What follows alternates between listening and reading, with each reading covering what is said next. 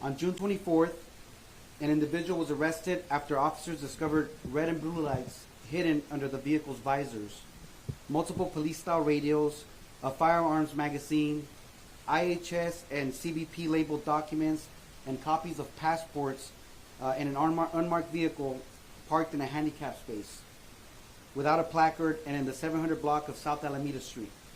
The registered owner of the vehicle claimed that he used to work for Customs and Border Protection that had no valid credentials.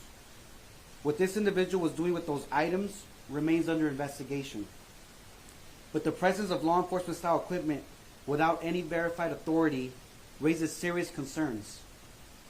When people cannot trust who is enforcing the law, public safety is undermined and fear begins to take hold. These are not isolated fears.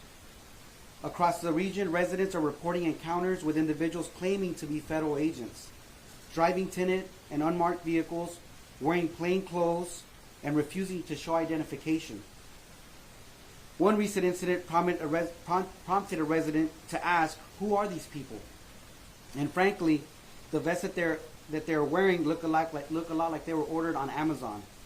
Are they bounty hunters? Are they vigilantes? These questions reflect a larger breakdown of trust and accountability. In Huntington Park, where many families are mixed-gender immigration status, this kind of ambiguity is not only unacceptable, it's dangerous. When ICE and other federal agencies choose to operate in secret with no transparency, they don't just enforce the law, they incite fear.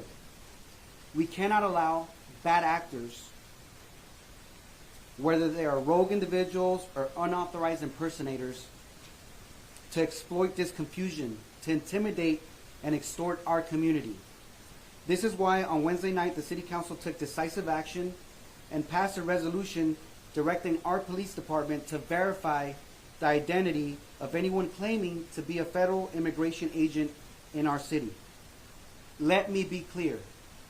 Huntington Park is not attempting to obstruct legal federal operations. What we are saying is simple. If you are acting with federal authority, then show it. Identify yourselves. Do not hide behind unmarked vehicles, face masks, and vague credentials. Local law enforcement has spent decades attempting to build trust between the community and law enforcement. These actions by federal agencies only serve to erode that trust. It is a slap to the face of thousands of brave men and women who have sacrificed so much to earn that trust. There is a better way to conduct enforcement, one that does not terrorize neighborhoods or blur the lines between lawful action and dangerous intimidation or dangerous imitation. Excuse me. So to that end, I invite Secretary of Homeland Security Kristi Noem to openly and publicly discuss these issues. This is not how immigration enforcement in America should be conducted. Mass agents, unmarked vehicles, and refusal to identify yourself is not the image of a just and lawful government. It is the image of fear. You are targeting communities that are overwhelmingly made up of hardworking families, many who have been in this country for decades, who contribute to our economy, raise children that serve this nation, and who deeply are woven into the fabric of American society. The only reason we're in this position is because Washington has in fact failed to act. Congress has refused to pass comprehensive immigration reform, and now local communities like ours are paying the price through chaos, confusion, and through the weaponization of fear. Huntington Park stands for safety, for dignity, and for due process. If federal agents want to operate in our city, they must do so with accountability. Our residents deserve to know who is in our neighborhoods and what authority they have. Before I conclude, I want to leave everyone with a thought. Imagine one day you decide to leave everything you have ever known behind, to search for the opportunity of a better life for you and your family. You travel to a foreign land, knowing the risk, and the uncertainty that you will face. You arrive in this land and set out working hard, multiple jobs, contributing in ways others would never even dream of considering because it would be beneath their station. Day after day, you sacrifice time with your family, the trivial pleasures of life, and your own health just to give your children the opportunity of experiencing a life in a better way. Now imagine, after all this effort, all this sacrifice, working in silence and obscurity, you are confronted with mass individuals working at the behest of evil people.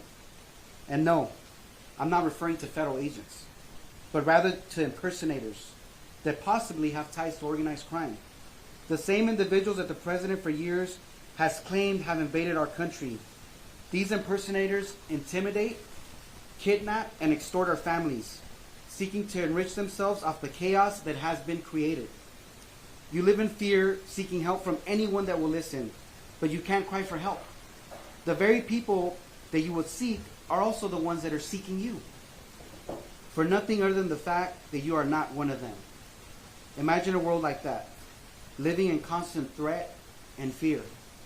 Now realize, families in our community are living this nightmare in our country. The United States of America, the land of the free, the home of the brave, the land which I have risked my life to serve in service of. How is this possible? How have we come to this place? How has our government failed so badly? And who can we turn to for help? Who will fight to protect those in our community that are most vulnerable? These are the questions that I leave with you today as I ask that my fellow Americans join me in holding our leaders accountable. Why should good people suffer because of their failures? It's a sad day indeed, but I will never stop fighting for our families, our communities, and our country. Our community has been shaken, but make no mistake about it. Our resolve will not be deterred.